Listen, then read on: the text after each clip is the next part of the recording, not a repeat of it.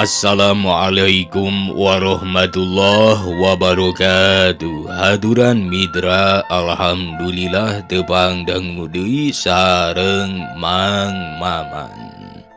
Kumaha sadayana sararehat? Mugia lungsur langsar mulus rahayu berkah salamet dugi ka sampurna. Urang ngadongeng deui bae mitra, neuraskeun hancak garapan, carios kalayan judul Akibat Munjung. Karangan Bapak K. Sukarna nu diropea atanapi digarap deui ku Mang Maman.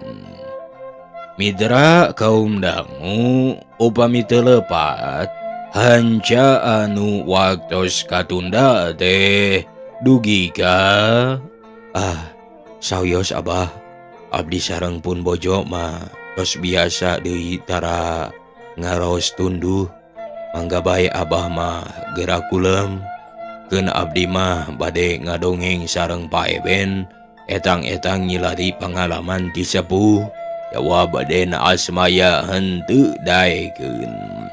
Den, atuh di kamar abdi bae ku lemah ceuk Jang Idi bari kaluar ti kamarna sarta nyampeurkeun ka Den Asmaya.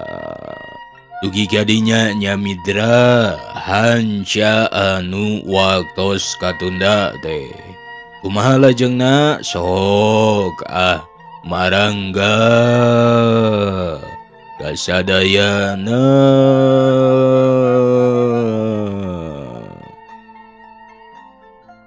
Ulah dik sing percaya ka akang yen akang sareng eceuna mah dina saminggu teh dua peuting mah kudu bae tara sare tuka kumaha da jadi pagawean kitu patah teh sareng upama teu kitu teh asa katagihan. Jawab Den Asmaya bari neuteub ka Jang Idi anu harita katinggali marah mai bunga. Ari bade ngadarongeng mah abdi oge moal mondok hayang terang pangalaman meungpeung urang ngariung keneh. Ari parantos patebih mah sesah hayang ngariung kieu teh ceuk Jang Idi bari gek manehna diuk ngilu ngariung. Kawas geus hayang geura ngadengekeun dongengna Den Asmaya atawa Pak Eben anu loba pangalaman. Tungtungna mah sararea henteu aya anu sare kajaba ti Den Uwes mah anu harita ngarengko. Sabab sanajan bijil ge manehna ngarasa era nu matak tibatan bijil ngariung sabatur-batur kajeun teuing di kamarna ngeukepan bojo manehna. Najan henteu pati suka kapaksa bae dicipta diibaratkeun suhana. Eta mah bener pisan Idik. Kudu kitu budak murah mah.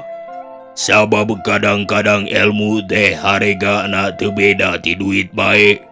Geuning aya paribasa.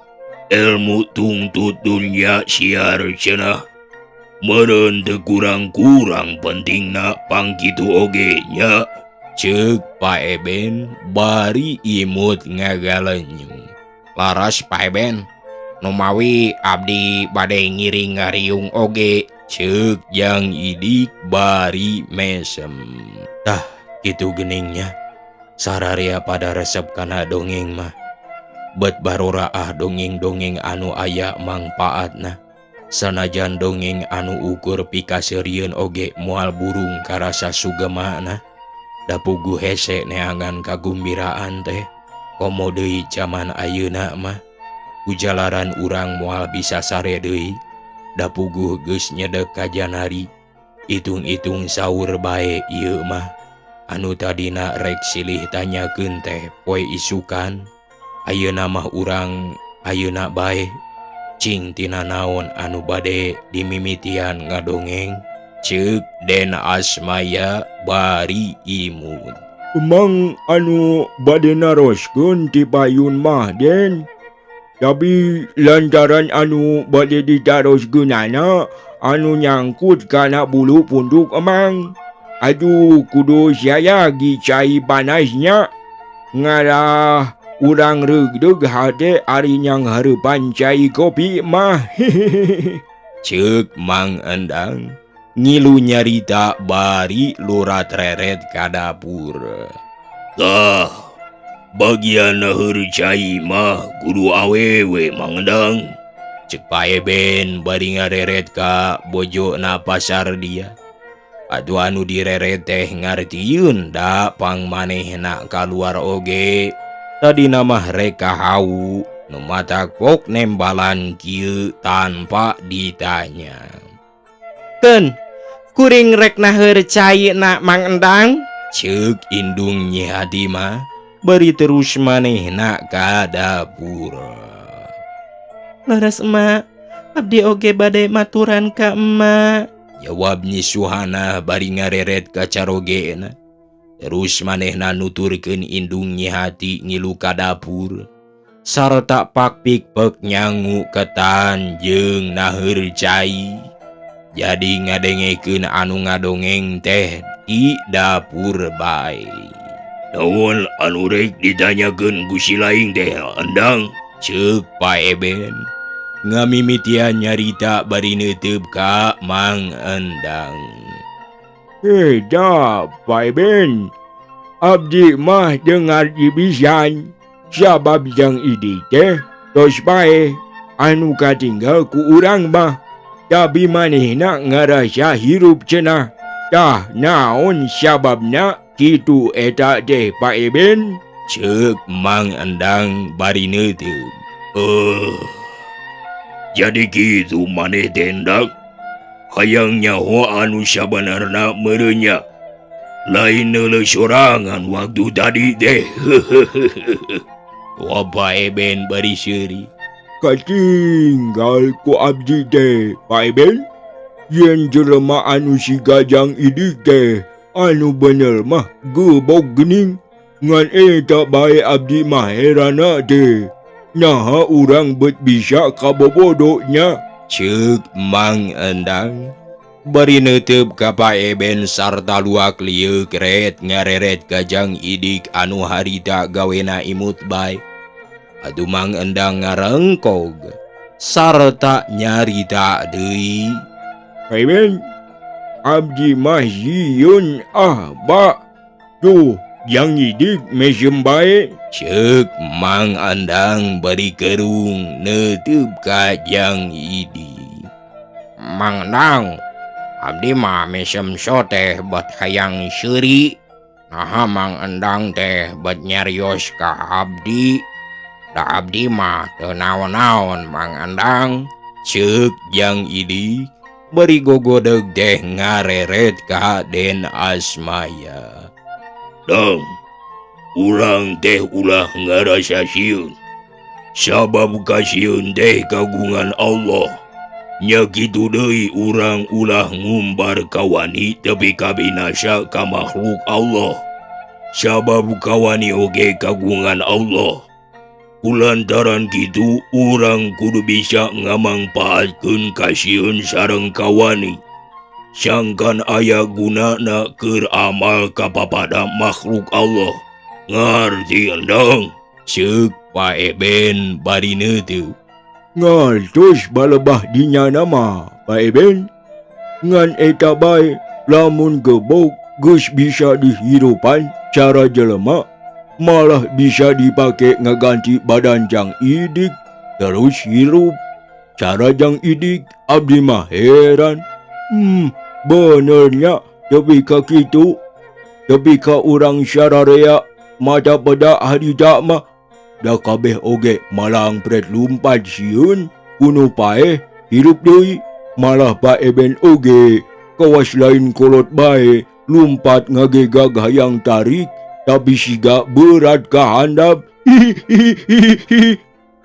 Mang Endang nyaritana eureun heula di selang Nyi Kikik seuri. Kawas inget ka Paeben waktu lumpat ngagegag da beak napas meureun. King Del, kumaha da si Endang teh? kudu dibere katerangan ku urang teh nya de. Margi lamun kurang arti, tang dusia umurna oge mual woleh gegebegan. Ceuk Pak Eben bari ngareret ka Den Asmaya anu keur tungkul sarta unggut-unggutan. Mang Endang, lamun ninggal gebog Mang Endang sieun, kumaha ayeuna mun di dieu aya deui gebog bakal sieun Mang Endang teh? Ceuk Den Asmaya nanya heula. Nya sieun bae Den. Komo lamun eta gebog teu puguh anu mawa nama mo jol geus aya di jero kamar sarta ngagebeg jadi jelema bae di kolong ranjang. Ih, pilaku teu dibubur ranjat meureun. Ceuk Mang Endang bari luak lieu keneh. Pandang, jeung sieunan anu di kamar ceuk hiji sora di jero kamar. Sarta breh katinggali Den Uwes kaluar pacekel-cekel leungeun sareng bojona.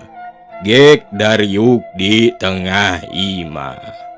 Kunaon Del, oge keluar sagala. Cek Pak Eben gerung. Sieun Pak Eben, tibatan jeung di jero kamar, mending di dieu bae ngariung jeung batur-batur. Jawab Den Uwes bari luak liuk deui kawas nu era. Tah kitu geningnya. Jadi urang sararea teh diterapan kasieun ku Gusti Allah. Jadi urang kudu ngarti Mang Endang, naon sababna pang urang sieun. Ceuk Den Asmaya ngamimitian nyarita deui. Numawi, teu acan ngartos emang mah Den. Jawab Mang Endang nyaritana eureun heula. Diselang ku ngusap beungeung. Geus kitu pok nanya deui. Dah, Numawi, ayeuna emang naros oge hayang terang Den. Cing cobian terangkeun ku Aden, sugan bae kasieun Mang Endang teh kaubaran. Ieu Mang Endang, sagala rupa perkara teh aya sababna. Jadi sieun oge tangtu aya sababna. Sababna teh datang tina pangdeuleuh, pangdenge, pangucap, pangambeu nya kitu deui pangrasa. Tah tinu kitu kabiasaanana anu jadi sababna teh. Geura mangga emut ku Mang Endang. Lantaran Mang Endang neuleuh jasad jeung idik paeh sarta hirup deui. Tangtu bae mata kereuwas. Tah pangdeuleuh kitu teh kontak kana pikiran urang anu nimbulkeun kasieun. Sarta pikiran urang marentah kana jasmaniah, urang kudu lumpat. Atuh becir ngabecir geus poho kana nanaon, poho kana pibahyaeun, tungkul di parut catang dirumpak. Padahal lamun urang terang kana patokan hirup mah, piraku make kudu kajadian kitu sagala rupa. Piraku make kudu ampret-ampretan lupat. Cing sieun kunaonana Mang Endang panglumpat ngabecir teh. Ceuk Den Asmaya nyelang heula mere pananya sangkan dijawab. Sieun kujang idik hirup deui. Sieun gebowok ngegel ka Mang sarta henteu lesot deui. Pendek nama sieun cilaka sarta sieun paeh akibat digegel kujang idik anu paeh hirup deui. Ih, terus terang sieun bae waktu harita mah Den. Emang rumasya gede ka sieun. Jawab Mang Endang gancangna keur ngajawabna. Bari ret ngareret kajang idik anu ngeluk tungkul siga keur ngahartikeun kanu ngadongeng. Karti Mang Endang ku abdi teh. Tangtu kana kituna teh, lamun urang henteu aya dadasar pisan mah. Padahal urang kudu yakin jeung percaya, kudu kuat iman urang teh. Yen bumi alam sareng eusina teh kagunganana Gusti Allah, Jadi hartina paeh jeung hirup urang kagunganana. Gebog kagunganana Gusti Allah. Gebog si gajang idik heug hirup deui kagunganana Allah. Paeh jeung hirup urang kagungan Allah. Naon anu diaku ku urang teh Mang Endang? Cobi jawab rek ngaku boga naon urang teh? Aduh terang pisan Mang Endang. Lamun paeh jeung hirup urang kagunganana Gusti Allah Ta'ala. Tangtu bae kasieun jeung kawani oge kagunganana. Rek miboga naon urang teh? Duka atuh Den. Jawab Mang Endang bari seuri. Sarta geus kitu pok neruskeun omonganana. Tapi ali ninggali anu paeh hirup deui mah terus terang sieun bae. Ayah hade ngawani-wani maneh, tapi suku mah ngajak lumpat bae. Nyomawi teu macak heran, lamun abdi ngabecir teh, malah pae ben oge bibilueun, da doana henteu mental. Sieun bae harida mah. Tangtu kitu teh Mang Endang. Sabab aya kasieun teh. Lumpatna urang teh ku sabab sieun. Nyaeta sieun paeh kuno paeh hirup deui. Padahal ceuk tadi oge paeh jeung hirup urang teh kagungan Allah. Urang ulah kaceot ku pangdeuleu panon. Pedah panon neuleu aya nu paeh hirup deui becir bae ngabecir. Bet sieun kuno robahnya. Padahal anu ngarobahkeun teh anu bogana. Contona urang ninggali angkong nya Mang Endang. Sakitu tetela kadeuleu ku panon lahir mah. Rajana teh anu di tengah. Tapi ari dibuka naha beca dipindah ka sisi. Saha tah anu salahna? Naha pangdeuleu urang anu goreng atawa leungeun tukang angkon. Leungeun tukang angkon nu cepet. Naon bedana jeung nu paeh hirup deui? Dasarua pada pindah. Naha ari ku angkong henteu lumpat, urang teh cacakan yakin pindahna. Tah eta tetela pisannya Mang Endang. Lantaran urang yakin yen tukang angkong anu pinterna.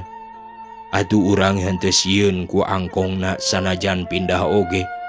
Lantaran kayakinan urang teguh yen tukang angkong anu pinter teh anu bisa ngamaenkeun angkongna. Atuh lamun urang geus yakin yen tukang angkong nu pinter, aduh kudu sieun teh ulah ku angkongna. Tapi ku tujuan anu ngabogaan angkongna. Anu rek meres duit urang, anu rek ngarah duit urang ku pangarti manehanana dina soal angkong. Kusabab kitu urang kudu sieun. Tapi lain sieun paeh digegel ku angkong nu pipindahan Mang Endang. Tapi sieun kabawakeun main angkong anu bakal ngaludeskeun duit urang. Tah anu kitu kudu jauhan. Tapi ulah lumpat bisi cilaka ku pamolah sorangan. Naon bedana nya Mang Endang? Pek ku pangdeuleu panon mah. Naon bedana angkong pindah sorangan jeung gebog salin rupa pindah sorangan deui? Leurus bae Den. Kahartos ku emang teh ayeuna mah sareng diemut-emut mah leres deui. Waktos dirangkul ku Nyi Suhana oge teu ngegel geningnya. Kalah janten gebog deui. Padahal lamun tadi sararea teu lalumpat mah nya kitu bae meureun di dieu keneh jadi gebog deui bae. Ceuk Mang Endang ngerasa regreg tambah keur kitu teh sor susuguhna cai panas jeung sangu ketan. Aduh mani paronyo pisan sigana deh. Tapi nyaon sebabnya panggebog jadi jelema Den? Ceuk si Joher nyarita deui bari ngosom. Lantaran cacamuilan ngadahar sangu ketan.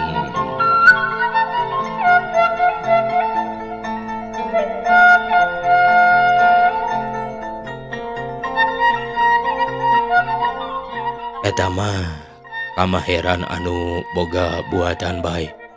Hese dicaritakeunana oge Kang Joher. Sabab nyaritakeun nu kitu mah hartina nyaritakeun kagaiban. Ari kagaiban teu bisa didongengkeun kitu bae.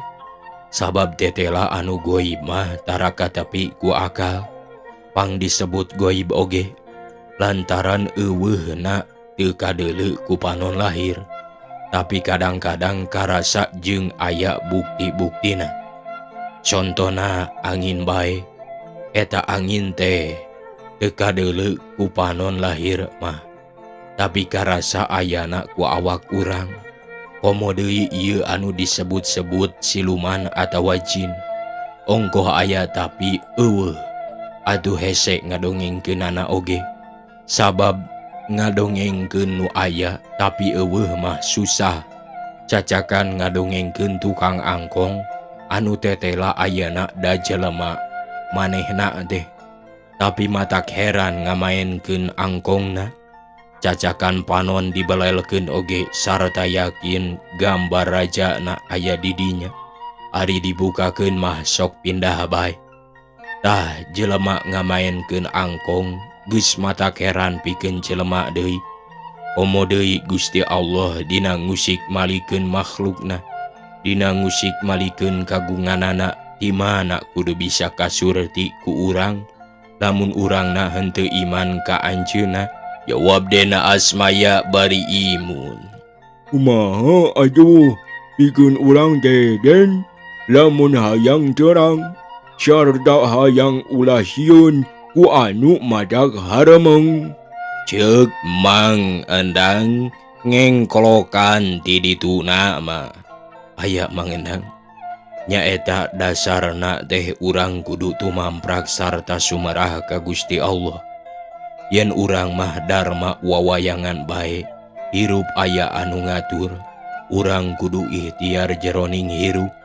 Tapi ikhtiarna urang ulah ngajalankeun kalakuan anu bertentangan jeung parentahna Gusti Allah. Lamun urang tetep ngajalankeun kalakuan anu sairama jeung parentah Gusti Allah, tangtu bae urang teh makhluk anu tumamprak ka Allah. Makhluk anu taat kana pituduhna Allah, sarta tangtu urang metik hasilna anu nyugemakeun keur urang. Sabab kalakuan urang nyugemakeun ka batur-batur urang, tangtu bae hasilna oge sugema pikeun urang teh. Tah ari ka ahengana mah ulah dihusukeun teuing hayang terangna mah Mang Endang. Margi anu maha uninga mah angin Allah. Urang mah henteu ngabogaan uninga. Henteu terang ti pageto paling-paling oge terang teh kana kajadian anu geus kasorang ku diri urang. Pantes kituna teh nya Mang Endang. Lantaran ceuk tadi oge urang mah ulah mikirkeun bakal senang jeung bakal susahna, bakal sieun jeung bakal wanina. Anu penting ikhtiar urang, amal urang jeung ibadah urang pikeun urang. Urang ulah kabengkat ku kaahengan anu lain boga urang.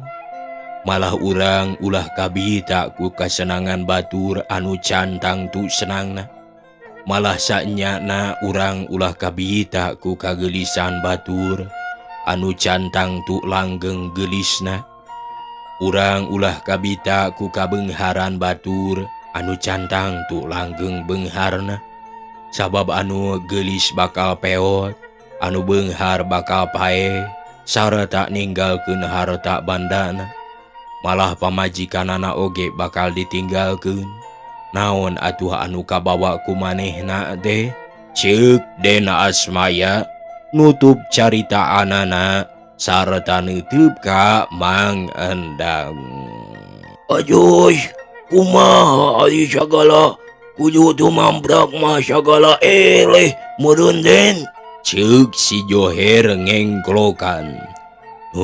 Kumaha anu disebut eleh teh? Ceuk dena Asmaya nanya deui. Cumuhun anu sagala sumarah eta hartosna Sagala ele. Jawab si Johir ngahaja debat. Hayang nyaho tapi kamana omonganana den Asmaya teh. Ari Pak Eben mah mesem bae gawe na teh. Tah bener kudu kitu Kang Johir. Kaharti ku abdi teh. Jadi hartina Kang Johir ngabandungan katangerangan ti abdi. Mangga ku abdi dijawab naon anu disebut sumerah ka Gusti Allah teh. Tapi samemeh ngajawab eta leuwih hade urang ngopi heula sakedeungnya Kang Johir. Iraku kudu kapiheulaan ku Mang Endang mah. Geuning geus cacamuilan kitu tuh. Mangga urang dahar sangu ketan heula meungpeung haneut keneh. Keun engke tos dahar sangu ketan urang teruskeun. Ceuk Den Asmaya bari ngajak leureuh heula ku ngadahar sangu ketan. Atuh celebek sararea ngaropi.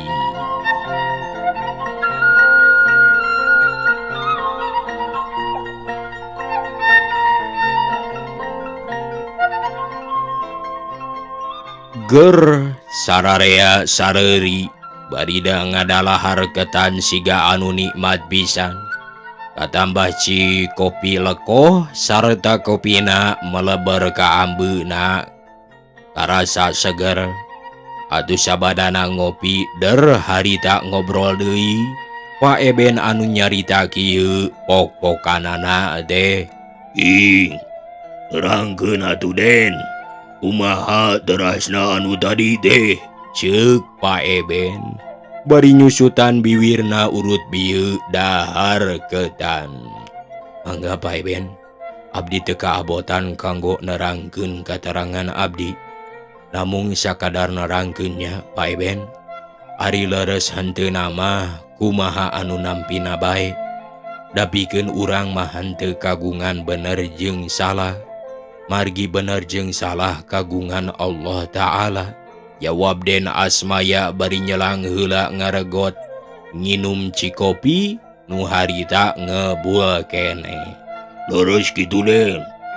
Malah teu aya lepatna saeutik oge. Ari nerangkeun pamendak mah datang tos sagala pamendakna teh antara hade jeung goreng pangintennya. Ceuk Pak Eben bari melong. Leres Pak Eben, jawab Den Asmaya bari sok nunda gelasna tidinya kakara neruskeun omonganana. Kang Johir, ari anu disebut sumerah ku abdi teh hasilna. Sanes samemehna kudu sumerah. Sanes kitu anu dimaksad teh. Upamana abdi hayang boga pamajikan kanyisuhana. Ieu mah anu bukti bae nya Kang Johir urang terangkeun. Dalalampahan urang sararea. Sajabana ti abdi bogoh kanyisuhana teh. Nyisuhana oge bogoheun ka abdi deui. Ieu hiji perjuangan anu mimiti. Nya eta abdi hayang lana mibogoh kanyisuhana. Sareng abdi ikhtiar sangkan nyisuhana bogoh ka abdi, satia ka abdi. Atuh dina ikhtiarna teh abdi ngagunakeun ilmu jeung akal, sabab manusia mah aya ilmu jeung akalna. Tah kanyaho abdi nyisuhana teh dina adat jeung istiadatna geus kapaluru. Nya eta handap asor, bear budi, tara lincok, tara bohong. Ngukuhan kana larangan-larangan Allah Ta'ala. Tara nganyerikeun batur sanajan sok dinyeri. Manehna tekun ikhtiar teu putus asa. Sarta resep ngarendahkeun diri tibatan adigung adiguna. Atuh ari geus kapanggih kitu mah teu hese ngaikhtiaranana. Tangtu bae sangkan hasil maksud teh abdi nyalukan kalakuan jeung laku lampahna nyisuhana. Sabab ceuk kanyaho abdi cai bisa ngahiji teh sareng cai sok sanajan sarua encerna.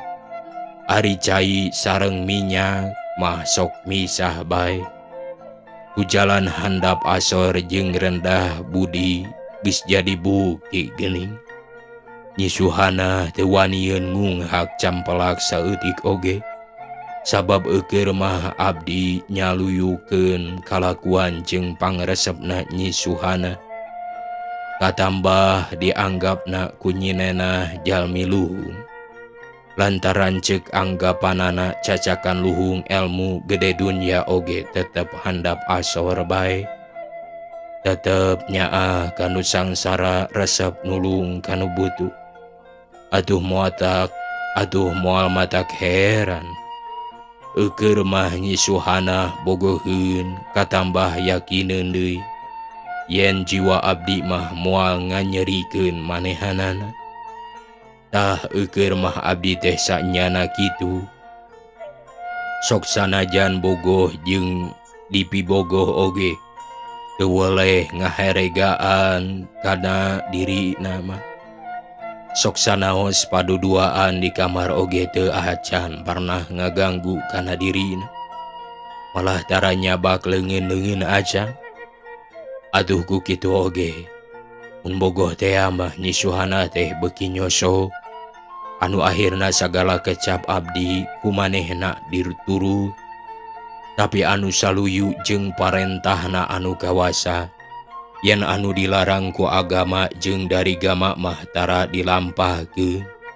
Buktina ayeuna karasa Kang Joher, Mang Endang, karasa pisan ku abdi teh.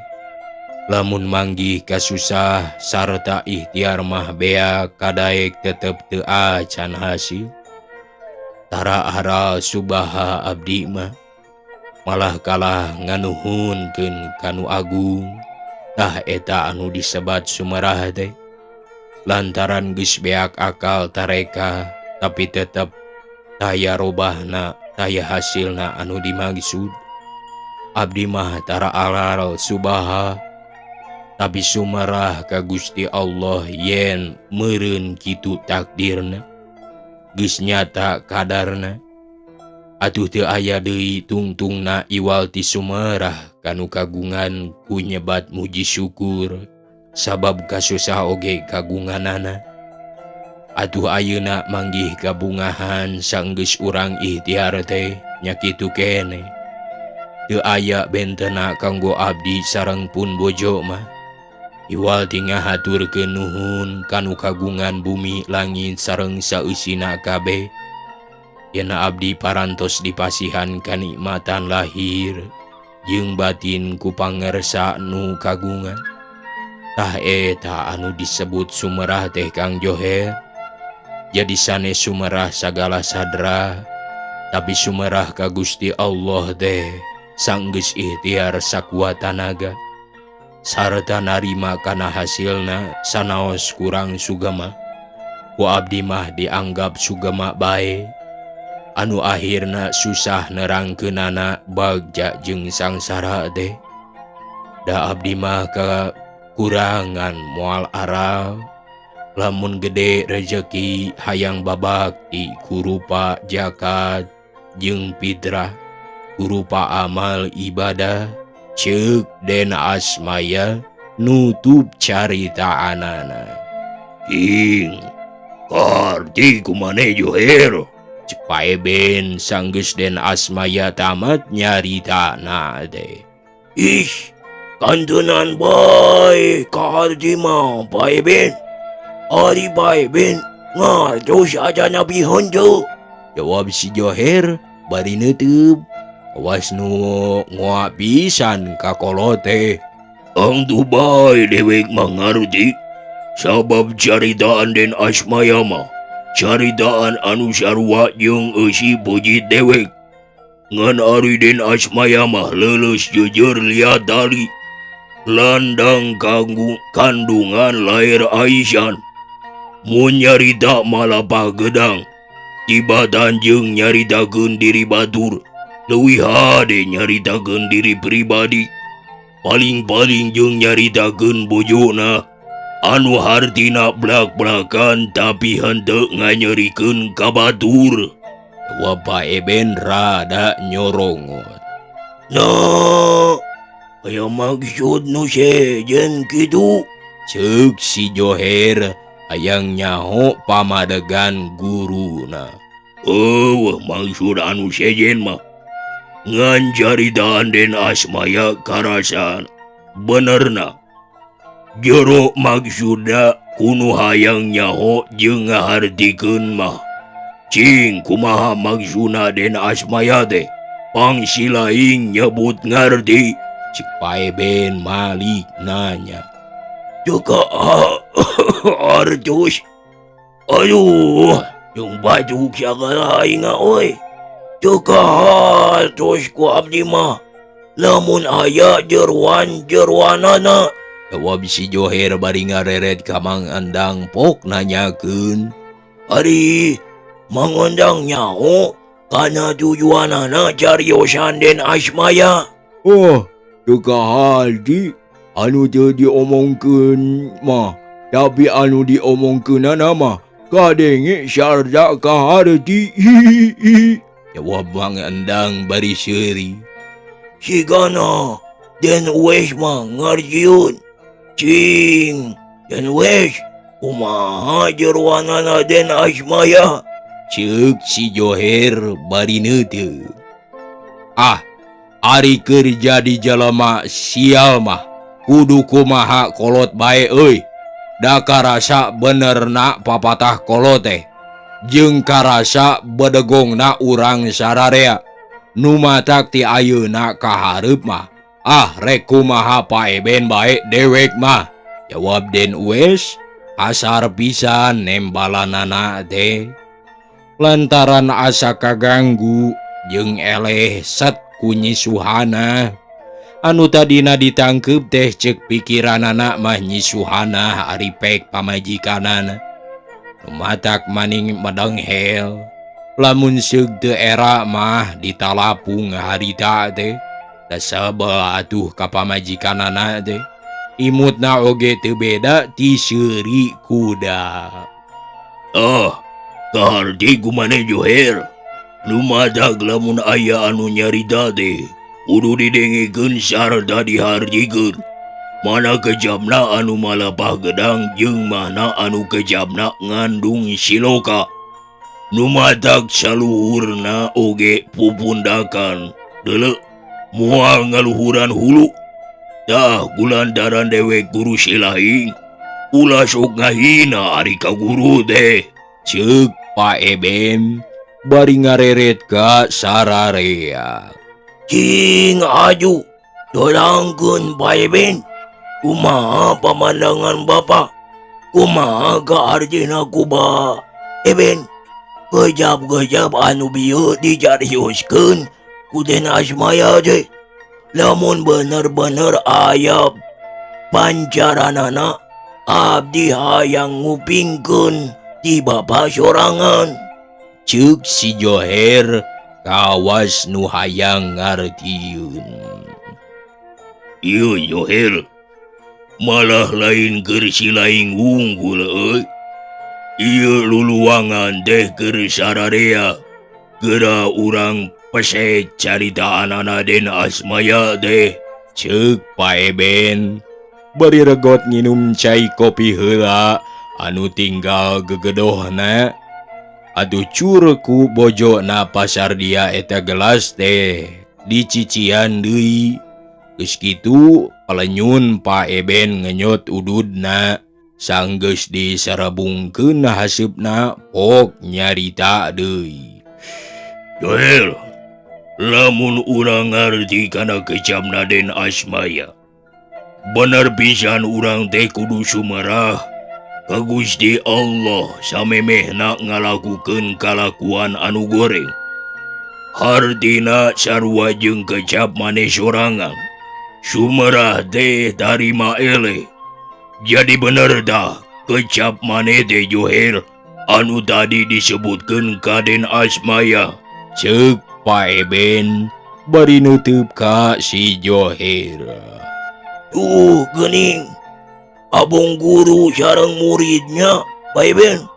Janten teu aya pasalia paham atuh ari kitu mah. Nya antara abdi sareng Paeben mah Tapi nah tadi kuden asmaya dilepatkeun siga nama. Cing, kumaha tadi?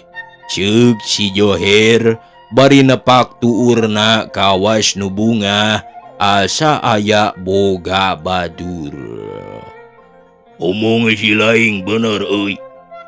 Sumerah de berarti tarima ele. Jadi kudu kitu si laing de.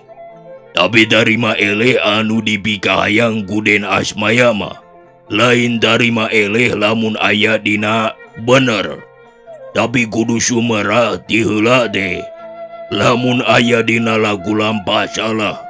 Upama arek deleka eta lagu lampah teh salah. Aduh, tetela kudu sumerah ti heula ka Gusti Allah. Yen moal ngalakukeun eta kalakuan lantaran salah. Tah kudu kitu pikiran si laing teh. Lantaran ari salah terus tarima eleh ku jalan sumerah kanu kawasa jadi salamet. Adu lamun geus salamet henteu ngalakukeun kasalahan. Hartina salah eta jadi bener. Tah lebah dinya nama sumerah ti heula anu hartina sagala eleh. Sagala eleh teh bener euy. Tapi anu elehna pangrojok setan. Anu menangna la iman urang beuki kuat. Lantaran memeh ngalakukeun teu bener. Sumerah leuwih ti heula kanu kagungan urang. Tah, lamun sumerah ti panderi mah nyaeta lamun urang boga tujuan anu hade anu dibenerkeun ku agama jeung dari gama. Urang teu meunang mundur sanajan kumaha oge. Sabab urang ngabela hak urang anu aya dina jalana Allah Ta'ala. Perjuangan anu adil jeung bener teh kudu taman weka ulah unggut kalinduan, ulah gedag kaanginan, ulah sieun ku sangsara, ulah sieun ditandasa. Lantaran anu bener mah tetep benerna. Hanas eta urang dina ngalakukeun ngabelaan anu bener jeung adil henteu laksana. Keun ari geus ikhtiar mah ulah dipake nyeri hate, ulah dipake neung teuli, wayahna bae sing sabar sarata sumerah kanu kagungan. Kitu tah ari sumerahna anu diomongkeun ku Den Asmaya teh.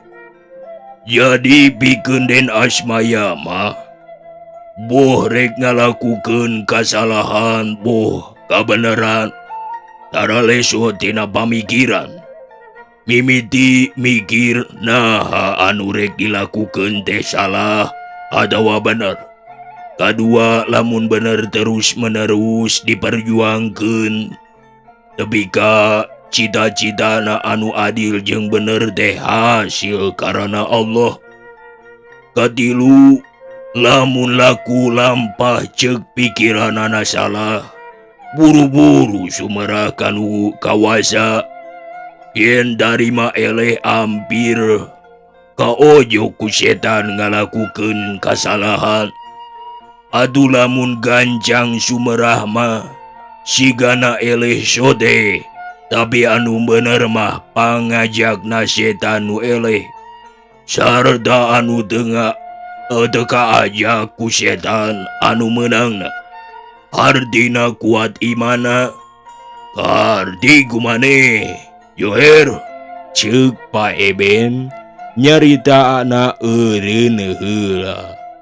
kantunan bae, kartos mah bae ben. Malah lain kartos bae ku abdi je. Nu bener mah beut nyindiran ka abdi. Lantaran laku lampah abdi anu kitu je. Jeung laku lampahna. Reug si Joher nyaritaana eureun heula. Kawas anu teu wani po. Aku lampah saha deui? Jawab Pak Eben bari neuteub. Yung laku lampana pa ben kuanjun. Anu oyok ku den ues. Jawab si Johir teelem-elem. Bener euy. Pikeun dewek mah geus kolot. Kudu mere kadarangan kanu ngarora.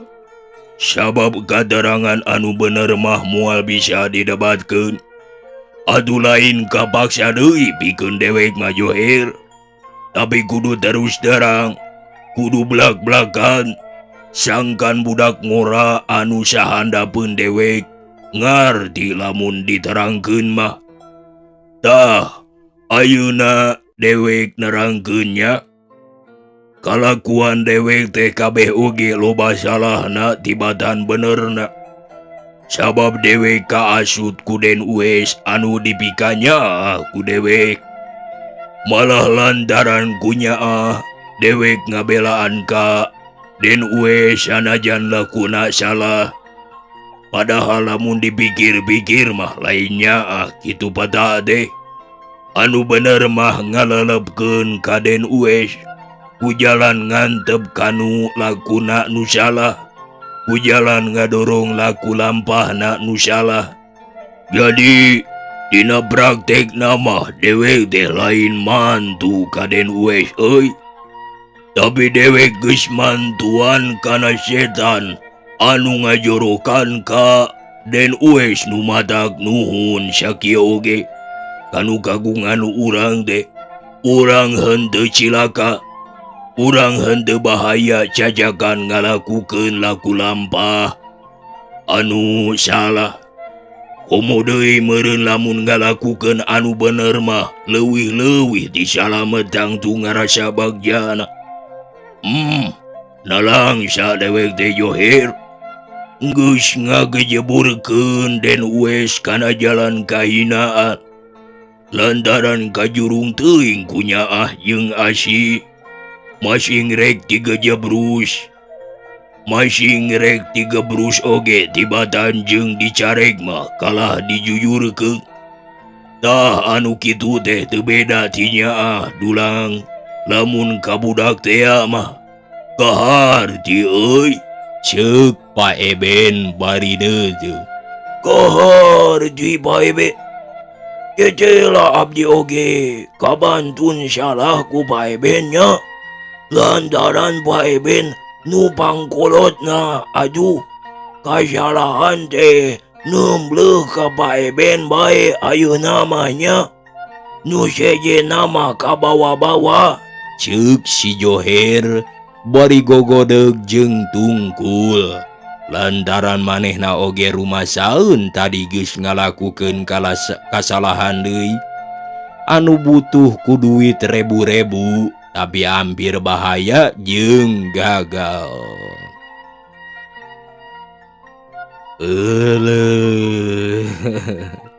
Mitra, waktosna parantos teu kabujeng. Waktosna parantos mitra. Nya, hapunten dina samudaya kalepatan kakirangan sareng kaluluputanana. Mugia kusadayana dihapunten. Mang masa bisa-bisa ngadongeng oge. Ieu mah mung hiburan we. Angge pangbeberah mana pangbaluh kana pikiran. Itu dah mitra.